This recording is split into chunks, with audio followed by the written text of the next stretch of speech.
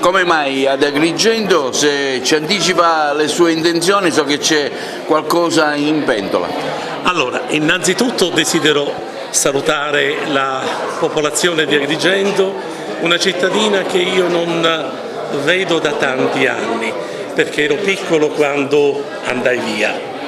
Bene, io mi trovo in Sicilia perché stiamo organizzando una serie televisiva.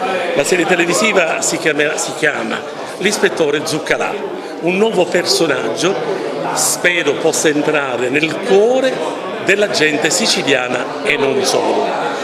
Anziché girare solamente in un paese o in una città, io ho pensato, per cercare di valorizzare la cultura e non solo, anche i paesi dimenticati della Sicilia, di poter girare nei paesi che poca gente a livello nazionale conoscono, così per aumentare anche il turismo e dare un input importante ai paesi sconosciuti.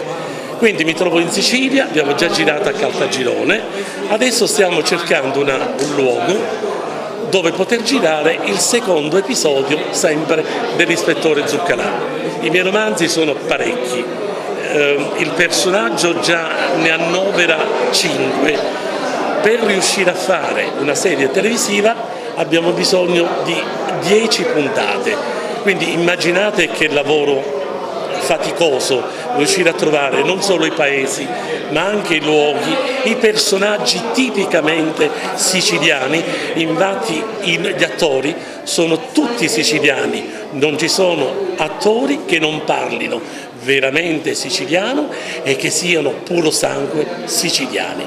Bene, sono stato invitato dal prefetto in prefettura e anche dal dottor Di Maida per assistere al Mandorlo in Fiore, che dopo 4 anni finalmente esplode.